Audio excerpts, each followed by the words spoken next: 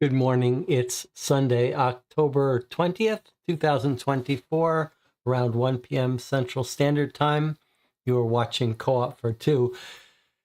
We're here today to wrap up our playthrough, our read-through of a Dear Holmes letter series. This one called Brush with Death, A Brush with Death. And let's just check in with the chat. We almost had a little disaster here. I almost started the video not realizing I wasn't broadcasting, but we do have a system, and the channel alerted me that the video was not live. So all is good. Let's do a little bit of bookkeeping before we get started here. We're in October. During October, the new tradition on this channel, or the year or two old tradition, is to play through sort of spooky, creepy games. And we've been doing so. This last week, on Tuesday, Wednesday, Thursday, and Friday, all 4 days, we played through the Blair Witch Season 2, a very creepy, atmospheric game with a lot of multimedia. We were warned, that it was far inferior to Season 1, which we played last year, but actually we enjoyed it quite a bit.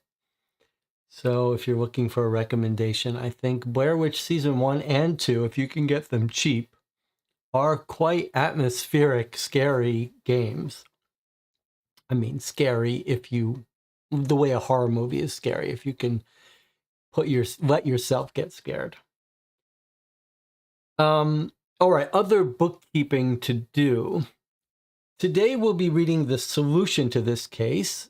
I think we do have it fairly well wrapped up, but there is some disagreement about the solution. We'll talk about that. But next week, next Sunday, we will not start a new series yet. The way we've been doing these is that it takes us 4 weeks to play through a series, and then we take a week off. So next Sunday, we'll take a week off, but that doesn't mean we won't have a live stream. We will. We'll just do something other than start a new Dear Holmes series. I think maybe we'll play a Sherlock Holmes Consulting Detective fan case instead. That'll be much longer, much more interactive. So if you haven't joined me for any of those playthroughs, we'll be doing that instead at this normal time or even a little earlier. So you'll have to subscribe to the channel or keep your eye open for that. What else? I did want to mention a couple of things, new services that we found on the web. So there is a Discord for this channel where we discuss related games and stuff. And there have been a couple of new services that we've stumbled across that might be of interest to people who like these play-by-mail games. And I want to show you a couple of them here. The first one is this service called Scare Mail. And it is a horror story, not really a game, but it says story told through 24 letters, twice a month, postcards, maps, lore, and more. Okay, so not really a game here, but if you're interested in getting a mail-based periodical story, this one seems like it could be interesting. 24 letters, and this is done by a indie horror writer. And a couple of people in the Discord have signed up for it. So if they report that it's reasonable, we might order it for the channel and read it periodically on the channel. It's an idea. And then there's another one. Let's see, another one that I just stumbled across that looks like it's a little more gamey. This one is called the Forge Post, and very similar in price and system. 24 mailings across 12 months. This one says, though, 23 mini riddles and one large murder mystery to solve. Maps, suspect photos, crime scenes, police documents, and an interactive website. This feels much more like a cold case. Split over 24 mailings. Not clear what you get in each mailing, but again, $100 split over 12 mailings. Not a reasonable price depending on the size of the mailings. So you've heard me talk about the Patreon supporters of this channel. There is a Patreon for this channel. It brings in about $94 a month currently in October. That's through maybe 15, 20 people. Probably closer to 20 people. And it does make it a lot easier for me to purchase games that I might otherwise say, well, I'm cautious about spending the money. So occasionally I'll post on the Patreon and ask the supporters if they want their money to go towards a specific game. And I have asked about these too. And if the Patreon says we should purchase these and play them on the channel, we will. If you're on the fence about becoming a Patreon supporter, you might want to consider whether that's something that that would make it worth your while to help participate in deciding what games we purchase. Rob says, maybe you should do a high and low game development log next Sunday. I think what I'm going to do is put those off until November so that we have October to cram as much spooky game live streams as we can. And then as soon as we get into November, I'll do a channel update and a game development update on New York Noir. All right.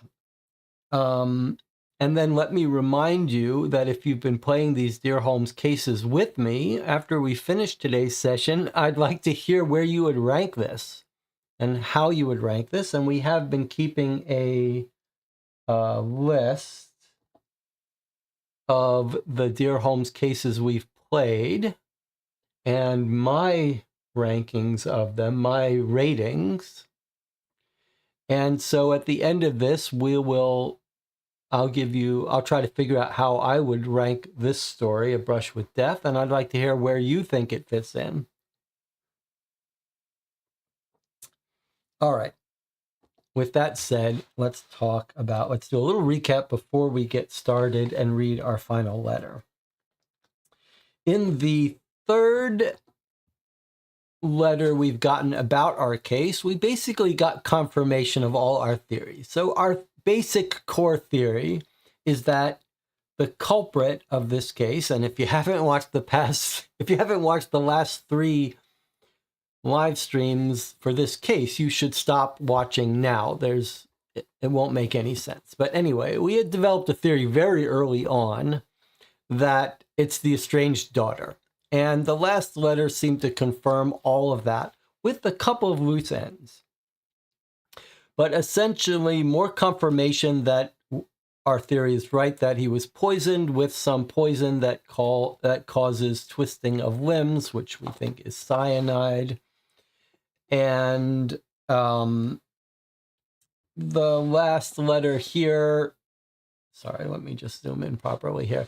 The last letter here opened up a couple other possibilities, like a poison from photography or for painting, and our guy checks with DeWitt, the Dutch fellow, and looks at his paints and sees that he could have some stuff in there that could poison people. But then he goes to where we think the heart of this case is, at the Orchard Tea Shop, and he has some observations. Remember, we're told that the Sir Charles went there with DeWitt, and we think he was poisoned through this almond cake. So our investigator, the doctor, has some observations from the tea shop. There's 2 women that work there. One's about 20, less than 20. One's about 25, which is consistent with the estranged daughter's age. He notes they each have their own area. he meets up with the proprietor, the 25-year-old, the estranged daughter age. He notices she's got a brooch that has that reminds him of something. He can't quite place it where it is, but we know it's the brooch that is seen on Sir Charles's photograph. We think is the wife. It matches. He asks for the cake. He's got some plan to ask for the cake. He gets the cake delivered without almonds on top, unlike the slice that Sir Charles got. And he says, I'm used to it with almonds. And she says, well, we don't serve it with almonds here. So already the red flag goes up that Sir Charles got a special slice that had been poisoned. He asks her, hey, did you see Sir Charles come in here, this guy with a painter? She says, nope. And he says, that's strange. He says, I'll have to ask this Dutch guy who has come in. Where does he say it? He says it. She says, no, I've never seen him. And she says, oh, that's strange. I'll talk to the guy who was with him here, hangs out with him. And we think she realizes, oh, I'm going to get caught in a lie. That's why her face drains of color.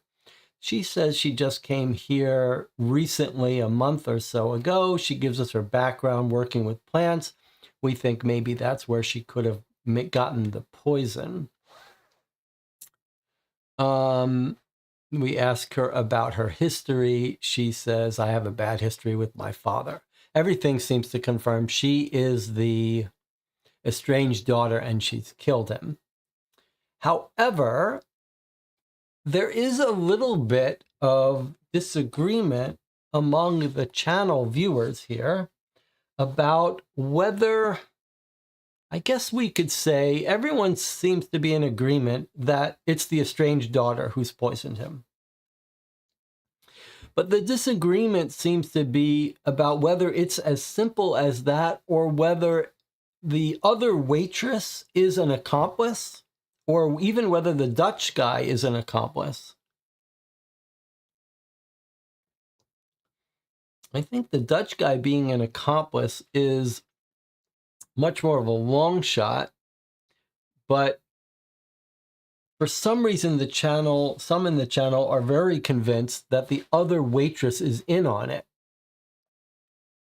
And I guess the other issue that we were sort of debating was had to do with how the daughter happens to be in this vacation town where Sir Charles is. I think that's the more interesting point. But let's talk about these 2 points before we read the solution. Starting with that latter one. So Sir Charles has come here to vacation to paint. And the estranged daughter owns the tea shop in this town, but she's only bought it in the last month or so. And now she's killed him, poisoned him. So the more difficult question that we've set for ourselves is to understand how that's come to be. Has she decided she wants revenge on him, so she knows he comes here to vacation, so she's went and bought this tea shop a month ahead of time and planned this murder for several months just so that she could poison him? Or is it a complete coincidence that Sir Charles has one day found himself in his daughter's tea shop, and the daughter is shocked at this and decides, I'm going to take the opportunity to kill him? Or as I've suggested, is it more likely, can we eliminate the coincidences if we just say that Sir Charles has picked this town to vacation in because he knows his estranged daughter has a tea shop here and he's trying to fix things with her, whereas she's decided she's going to poison him? So let's see if there's any thoughts on the chat, if anyone wants to defend their position here.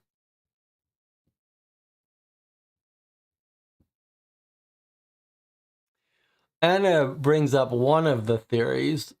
So one of the issues that got raised is, why has Sir Charles not recognized his daughter?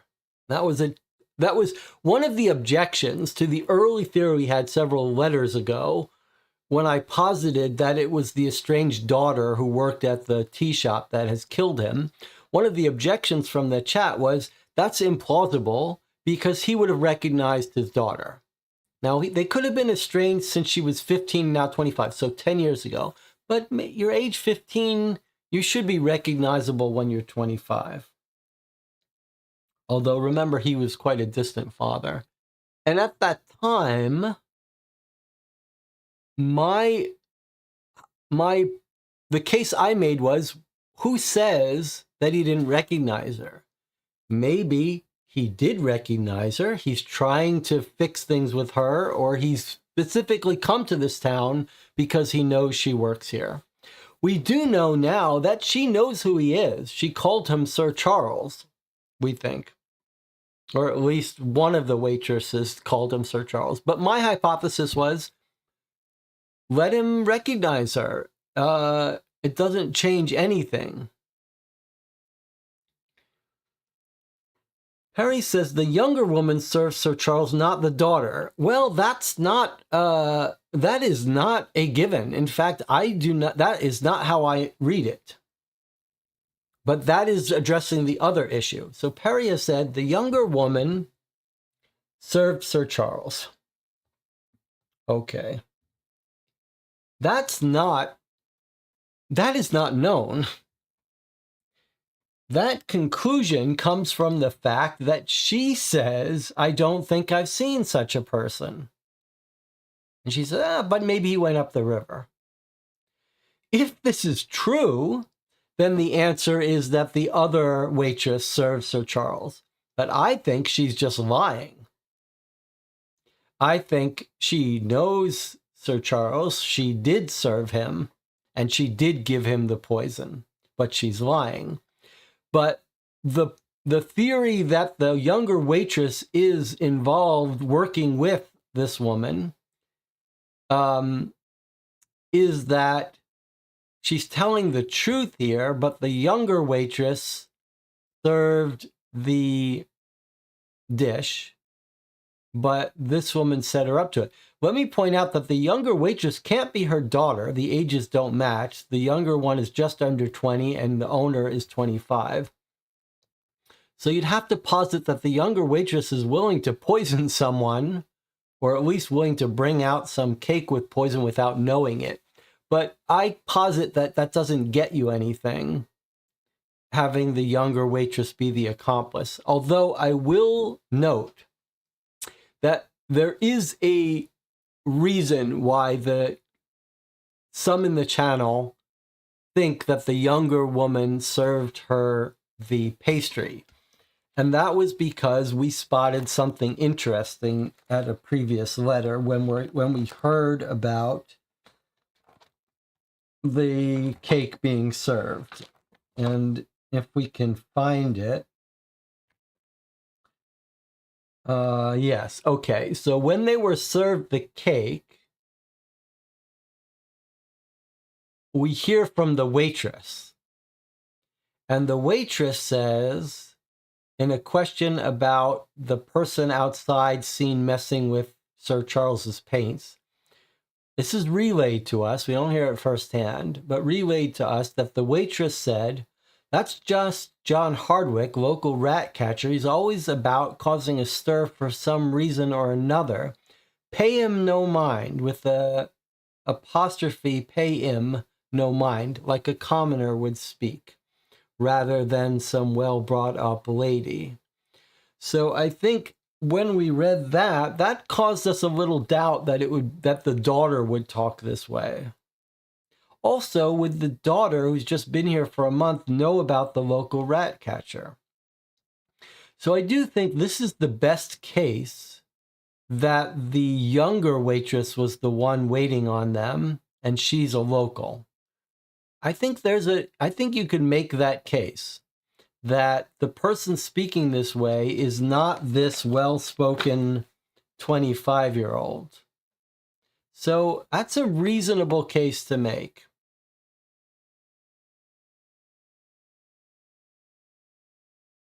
And she does speak very properly here. So I guess this is a reasonable hypothesis that the waitress who waited on them this day could not have been the 25-year-old properly dressed woman. Be nice to know a little bit, to hear a little bit more about the waitress before we jump to that conclusion. Not that it's really relevant. We still think either way that it's the 25-year-old owner who's killed him.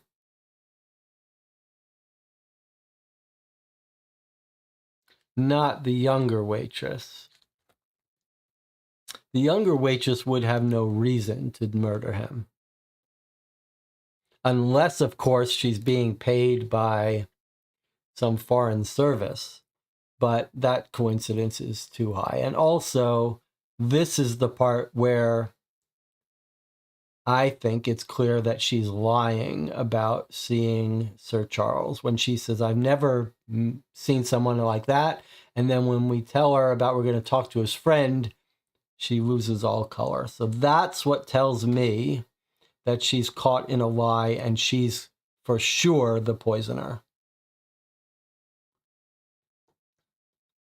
So let's see, does the chat have any theory about whether this is a complete coincidence that Sir Charles and the daughter are how they've met up in this town, whether it's a coincidence, whether she's bought this place just to kill him, etc.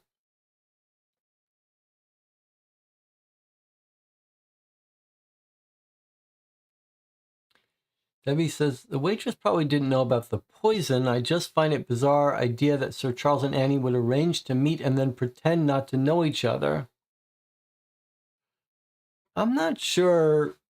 I guess you're saying they pretend not to know each other because DeWitt doesn't say they pretend that they know each other. But that's not quite true. I mean, we don't really know. Clearly, DeWitt doesn't think they're father and daughter when he goes there, but that could just be because they have a very icy situation, and Sir Charles isn't going to say, oh, this is my daughter. But it's not like they don't pretend to know each other. In fact, she says explicitly she knows his name, and she's happy. So I'm not sure they're pretending not to know each other. Rob says, if the daughter planned the murder, she could be disguised. We also don't know if she interacted with Sir Charles or if that was the other waitress. It's true, she could be in disguise. She'd have to keep that disguise for the entire time she owned the place, though. It just doesn't seem plausible that you'd buy a whole tea shop in a town to murder someone. That's far too involved a process and too expensive. So I don't believe she bought this place to kill this guy. I just don't buy that. No one does that. I think it's much more likely that she owned the place and he's tracked her down.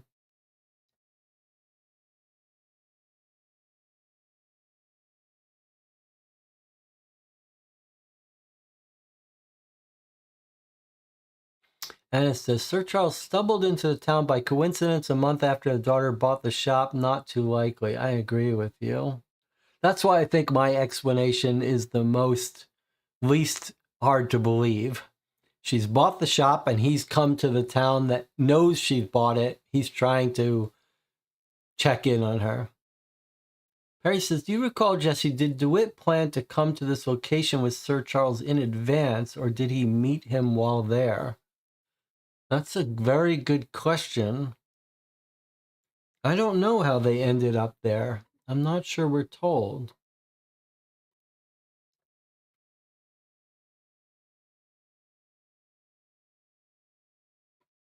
Also, she'd have to have this special plant poison on the property. Although, I guess it's fairly clear that when DeWitt and Sir Charles show up for this cake, they've been in there before. Like, she knows him. When DeWitt shows up, sorry, let's be clear about this. DeWitt and Sir Charles show up and she serves him the almond cake. It's clear at that time that that's the first time that DeWitt has been there. But it's also clear that it's at least the second time that Sir Charles has been there, because she knows Sir Charles, the waitress. So he's been in there at least twice. Debbie says, she mentioned as having a garden. The poison could be from the gardening chemicals. I suppose it could be, but she goes further than that, in fact. She says her whole background is working with plants.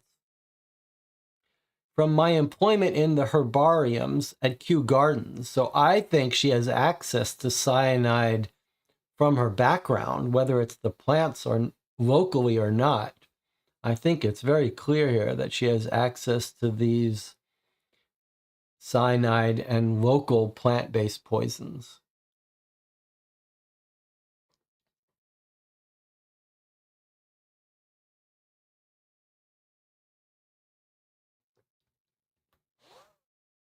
So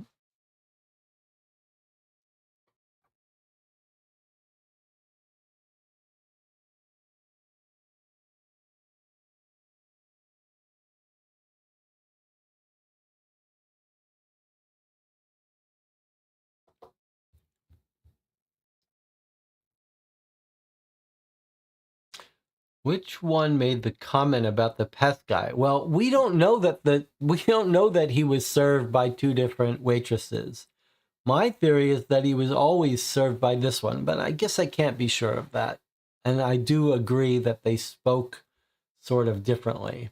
But the pest was the visit with DeWitt by the waitress who already knew his name, don't forget.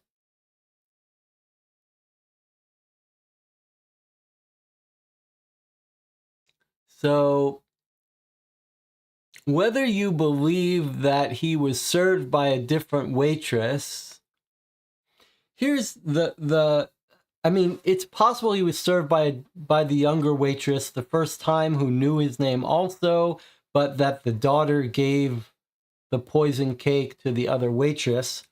Either way, surely you have to acknowledge that the daughter has poisoned him and that the daughter is... This is the part where I mean, whether the younger waitress served him the poison unknowingly or not doesn't really affect anything. It's still clear that the daughter knows she's gotten caught in a lie here. We say we're going to talk to DeWitt, and she realizes, oh, I'm caught. So now the issue about the waitresses seem a very small detail in the way one waitress spoke. The more interesting hypothesis is whether you think she bought this place to kill him, or it's a complete coincidence, or if the father showed up here just on purpose. But it's not even clear that the answer will tell us, that the final letter will tell us the answer to that. All right, shall we read the solution here and see what the solution letter thinks is important to tell us? Let's see.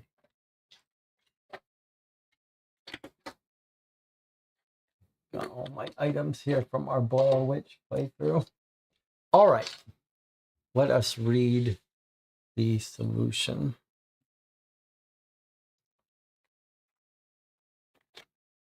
And then we're going to talk about this series, A Brush with Death, and where we think it ranks with our other Dear Holmes cases we've played.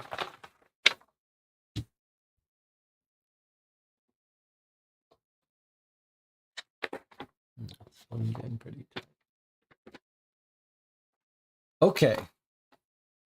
Only 2 pages here, but 2 double-sided pages. Here we go. From the desk of Sherlock Holmes at 221B Baker Street, London, England, 21 August 1894.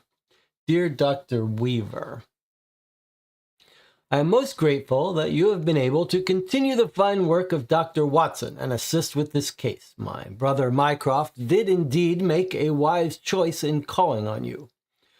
Though my absence from Baker Street precluded my direct involvement, your careful, detailed letters have provided me with all the information needed to discern a solution. I will demonstrate. From the outset, this case was full of intrigue. Sir Charles Cavendish Short was clearly a valuable asset to Her Majesty's government, and furthermore, his knowledge of affairs in southern Africa and the developing situation with the Boers made him a plausible target. This made his untimely death all the more worthy of swift investigation. The key question to be answered was that of the nature of Sir Charles's death. Had he truly succumbed to natural causes, or had there been a malefactor or malefactors working against him? If the latter was true, then the question of course became that of who and why. Who was it that managed to carry out an attack against him, and what was their motivation? For in spite of Sir Charles's connection to contentious international affairs, there was no evidence directly suggesting a politically motivated assassination. With Watson's initial report in hand, the only definitive relevant information we had concerned the reason for Sir Charles's presence in Guildford and the manner of his death, which, I will confess, suggested poison to me straight away. I would need greater evidence to confirm that suspicion, but nevertheless, there were a number of other details in Watson's letter that pointed to possible suspects. Most plain to see was Mycroft's revelation that a Dutchman had been questioned regarding Sir Charles's death. This certainly gave weight to the idea that we were uncovering a plot by the Boers. However, Watson was correct to question DeWitt's guilt, for why would he have remained in the hotel after the crime had been committed? If he were an assassin, surely he would have fled upon confirming Sir Charles's death. In addition to this, Dr. Watson's mystery tobacco purchases at Schroeder and Godnitje provided an ideal method by which to determine DeWitt was bona fide. In light of his deft assessment of the tobacco samples, it was not difficult to believe that he was a tobacco salesman from Rotterdam.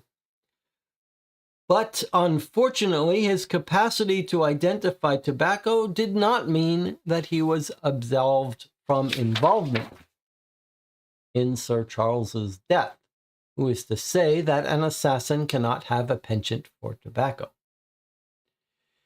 In further scrutiny of the man, I will note that DeWitt, without hesitation, provided information on his meetings with the deceased, even mentioning his curious paintbrush habit. Had DeWitt exploited that habit to harm Sir Charles, I doubt he would have so flippantly referred to it. I will add, too, that Watson's clever device to allude to the reason for DeWitt's police questioning by employing Afrikaans produced a straightforward response from the man, rather than a suspicious reaction.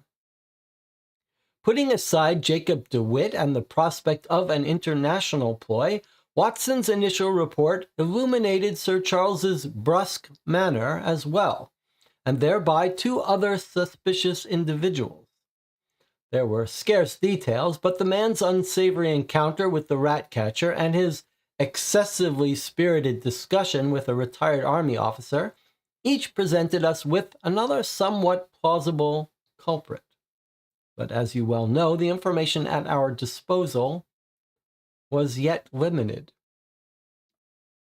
This was fortunately remedied by your continuation of the investigation after Watson's departure.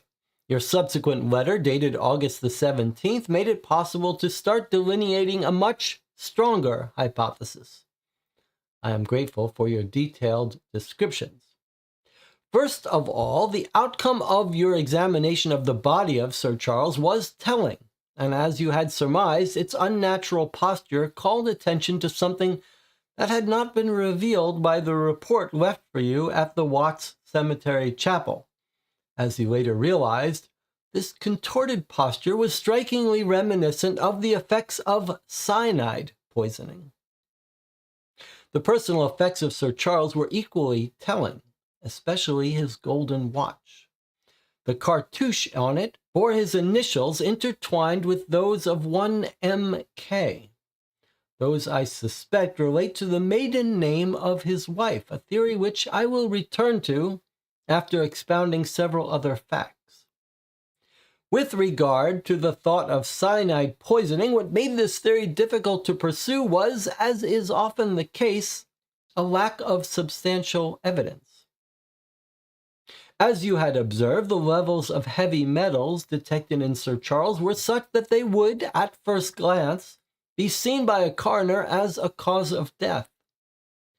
And your inspection of Sir Charles's painting regalia only worked to support that theory, more than that of cyanide poisoning. For you would have quickly detected the chemical agent's almond aroma had it been present in the man's paint box. Even so, it was impossible to ignore the state of Sir Charles's body, which so plainly indicated the effects of cyanide. Thus, I faced a new question at this stage, that of the source of the cyanide.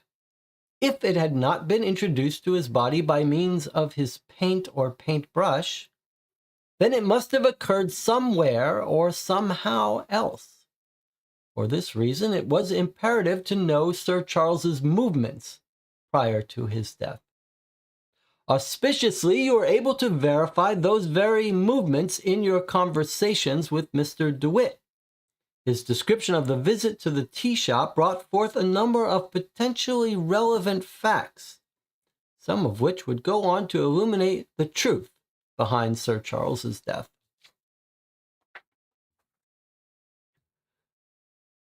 The rat catcher, John Hardwick's presence did not go unnoticed by me. After all, his tampering with Sir Charles's paints could have been an attempt at poisoning them, and thereby Sir Charles himself. I would have lent more credence to this theory were it not for other curious details that were mentioned in your report, and the fact that you detected nothing unusual in the paint box. You will recall that DeWitt gave you an account of his time enjoying cake with Sir Charles. It was in this account that he delivered the clues which would first enable me to solve our mystery. Amongst other things, DeWitt stated that he had not had the opportunity to enjoy the same sort of cake that his acquaintance did, a piece of fruit cake generously topped with almonds, which he did not request, but rather received as a gift of gratitude from his waitress. That same waitress, you confirmed, referred to Sir Charles by his name, something which would not be highly unusual under ordinary circumstances, but ordinary circumstances they were not. You are a man of keen intellect, Dr. Weaver, so I predict you will have already started arriving at my conclusions by now. If you have not, then let us proceed by analyzing the contents of your most recent correspondence to me, dated August the 19th. In this letter, you provided the final pieces of this puzzle, all of which in turn supported my final hypothesis. Sir Charles' death was in fact brought about by a poison, and the person responsible was a close relative of his, from whom he was ironically quite distant. What's more, international intrigue had little to do with this man's demise. The truth came into sight like a thunderclap once I read that the tea shop is owned by one Miss Annie Knight. The name stood out for 3 reasons. The first, your earlier letters had referred to Sir Charles's daughter as Annie. The second, you had noted that Sir Charles's pocket watch was inscribed with the two intertwining sets of initials, CCS and MK. And the third, Annie Knight's brooch. In the photograph in Sir Charles's watch, his wife wore a brooch. All the while, Miss Knight's brooch seemed familiar to you for reasons you could not perceive. In light of that and the date on the watch, 1868, and Annie's appearance at the time of the photograph, relative to Annie Knight's current appearance, I realized this young proprietor was none other than Sir Charles's daughter, whose whereabouts had been, until then, unknown to us. Knight, in an attempt to distance herself from the crime, also went on to claim she did not witness any painters or even nearby the tea shop, a claim which might have been more credible had she not also previously referred to one such painter, Sir Charles, by his name. Now you might still wonder how Annie Knight was able to ensure her estranged father's death, and more so than this, why she was driven to commit the crime. I will address these two questions, the how and the why, in turn. With regard to the former question, we must look at what Sir Charles was served during his visit to the tea shop and how that varied with the food during your own visit. When Sir Charles and Mr. DeWitt patronized the shop, DeWitt was told that his friend had been given the last piece of fruitcake. Whether this was a lie or not, I can assure you that DeWitt was better off foregoing this aromatic cake, for that is how Sir Charles came to be murdered. But it was not the cake itself that had been poisoned. Rather, it was the neat layer of almonds, which on your visit to the shop was curiously absent from the cake. Perhaps they had recently altered the recipe or merely ran out of almonds on the occasion of your visit, one might presume. However, Miss Knight boldly declared that her shop's fruitcake was simply not served with a topping of almonds, or any sort of nuts. Another point in favor of my hypothesis, and another lie conjured by Miss Knight in the hopes of warding off suspicion. As for the almonds themselves, I posit that Mr. DeWitt mistook the actual poison atop the cake for almonds, for I am certain that the layer of almonds he witnessed was but a generous amount of green gage kernels, which Miss Knight would have easily harvested from the orchard's own gardens. The green gage, a cousin of the plum with its plump yellow-green fruits, contains soft, pale cream-colored seeds, which themselves are a source of cyanide. Miss Knight's interest in botany and her employment at Kew Gardens are both testament to her knowledge of plants, and more specifically to her knowledge of green gage's potentially fatal toxicity. And let us not forget that she also would have known of Sir Charles's work with paints, and from that his body was regularly exposed to a fair amount of toxic chemicals. In other words, she was aware of the fact that it would likely take less cyanide than expected to push her father's body past its earthly boundaries, so to speak. With this in mind, what might then be a sufficient motive for a daughter to kill her father? I believe that Miss Knight answered this herself when you asked of her family and if her father had accompanied her to Guildford. In response to your inquiry, she mentioned how her father had left the family under circumstances that she described as harsh, if not violent. Then subsequently, and in some haste, she left you at your table. A final pair of points in favor of my theory and against our culprit. I expect you will be wondering, what happens next? I myself am not entirely sure, but you can undoubtedly expect a resolution in the imminent future. As a result of our investigation, or more so your investigation, good sir, I've sent a telegram to Mycroft, asking him to call on the Orchard Tea Shop, where he might have a more thorough conversation with Miss Knight. Thereafter, he will help determine the most appropriate course of action. For although she has committed a crime, The truth behind the harsh, if not violent, circumstances of her father's departure may well influence the severity of her punishment. In any event, we must now await the law as it takes its course. I thank you again for your assistance, and should the need ever arise, do not hesitate to call on me. Even in my absence, Watson would be pleased to lend a hand. We are indebted to you. Godspeed, Sherlock Holmes, consulting detective. Okay, so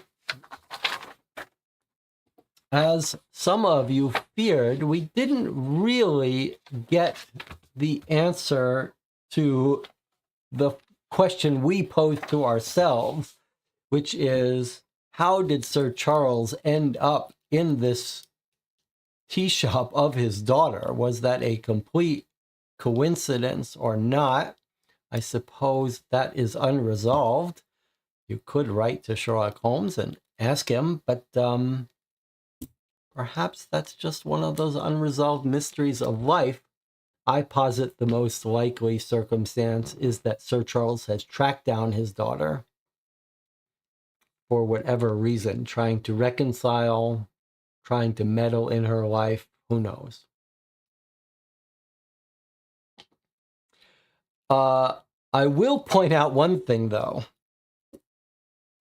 Almost in passing, the letter, or Sherlock Holmes, we should say, seemed to assume that the proprietor was the woman who served him on the visit with DeWitt, because he does say that he referred to him by name.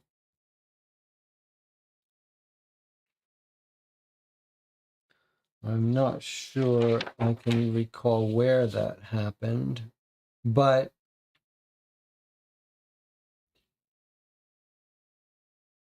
he does assume that the daughter was the person who served him the cake. Let's see.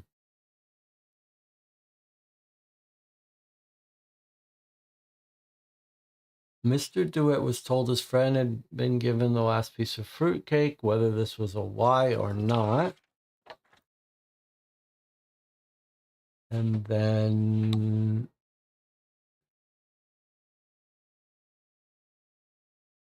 he says about the almonds, he has a hypothesis of how the cyanide got in there. A bit of a leap of logic, but reasonable possibility. But somewhere he says explicitly that the daughter, referred to him by name.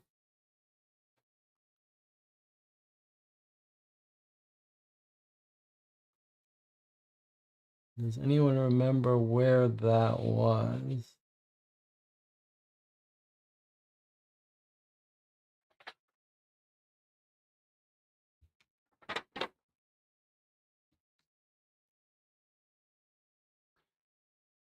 A rat catcher. The time spent with DeWitt.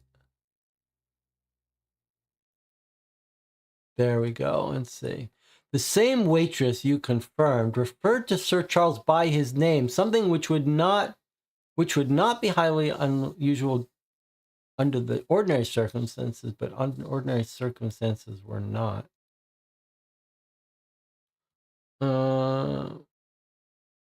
Well, maybe he's not saying. Maybe he didn't say for sure that the same waitress. He doesn't raise the issue. All right, let's check in with the chat. The letter seems to be saying Annie was the waitress, doesn't explain whether he recognized her or not and why. Joe J. Anderson says, if I recall correctly, many cases leave us with questions unresolved, so it is almost to expect. Rob says, I guess we're to assume that he didn't recognize his daughter and it was just a random fluke that he came to her shop. Perry says, Sir Charles surely would have recognized his daughter. Well, okay, we don't need, I don't think you can it's not clear what the answer to that is. It's up to us to hypothesize what we think is more likely, but I think all the possibilities are there. It could be a coincidence. It could be he came to reconcile. I don't think there's one answer or the other.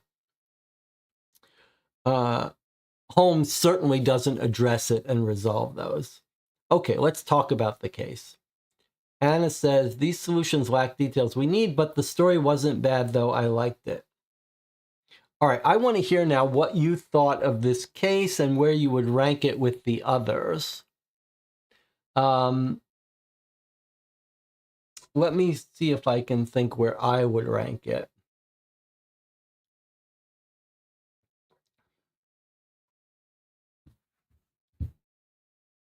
I would say let's separate two things. I do think this case, the writing, the story, the flavor, the language of the letters, the writing, was one of the more well done aspects. What the letter was written as well as any of the letters of any of the cases we've played. Like, it felt like a Victorian letter, and it felt like sort of reading a bit from a novel. Like, it really took time to describe Watson's initial journey in the cart to the town, and we got an interesting discussion about Kodak and the new photography, instamatic technology. So from my standpoint, the writing was some of the best, most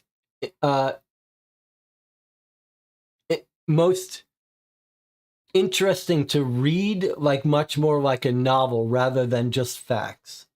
So I would put that very high there. On the other hand, this was one of the easier, more straightforward cases that we've had. And I think we had to work hard to come up with our own more difficult questions, because the key questions about who poisoned him and why seemed very clear right from the start, and was a little too easy. Like the names, Annie, like it was an easy level case. It didn't need to be that easy. You could have the proprietor just have initials and us not know the first name of the daughter, etc. Everything was gilding the lily in terms of difficulty of the case. And for me, that definitely takes away from the enjoyment. So in terms of ranking it, I mean, I think credit to us that we made this, we made this more enjoyable by coming up with questions to pose for ourselves that created some interesting discussion. And there was a cool moment in here. I think my favorite little piece of this where the doctor says to him, when he relays the conversation with the waitress, he says, "Were those her exact words?" And he says, "Yeah, I think so." And we didn't realize, we tried to figure out what that was referring to. And at first glance, we didn't notice it. And only on the Discord later did DJ says, "Hey, she just referred to him by his name." And that was significant. And Holmes points out here that it's significant, although he doesn't really go into detail why he thinks that was so significant. So maybe a little bit of a missed opportunity, but that's a little trick to file away in a back pocket. Someone saying, "Are those the exact words?" Like the words she used giving away a clue. That was pretty cool. All right. Let's see chat following up.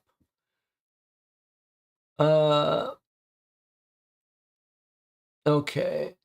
So it's not necessarily a bad thing. Some things are unresolved. The solution was still facile and ignored contradictory evidence introduced by the author. Rob says the story and case setup was good, felt classic Holmesian, but it was too easy. The ending was lackluster. Melissa says I would rank it somewhere in the middle. It was an interesting case, but pretty easy to deduce. Debbie says, overall, I like the case, though I'd have liked the solution to explain things a bit better. But a good case, well written and logically clued. DJ Moneycut says, I would rank it pretty low. Blatant clues made it too obvious. The killing was just straightforward poisoning, which was not too interesting. Debbie says it was rather too easy. The daughter was an obvious suspect from the moment she was mentioned. Yes, that's right. Joji says, I think it was interesting. I agree with Melissa in the middle of the other cases. Writing, I agree, was good. Clues a bit too easy. Debbie says the method was also pretty obvious the moment we heard about the cake. Yeah, that's right. Price says good atmosphere. 5ib says, can you show the stamp on the mails? Okay, there's the stamp. It's not a period stamp, if that's what you're asking. I don't think you can blame them for that. Okay, well, where would I rank? How would I rank this here? I guess I'm going to put this somewhere. What happened to my 0.5s? Didn't I start ranking these at 7.5s or so? I mean, I guess I would rank this like everyone else, somewhere in the middle, maybe a little bit below the middle, even though I really do think this was one of the more nicely written cases in terms of language. It was just a little too easy. A little, maybe easy is not the right word. A little too obvious. All the pieces were a little too obvious. It seemed very clear from the start that the daughter was likely, and then that the poisoning was on the cake and the almonds. It was just really laying it on thick.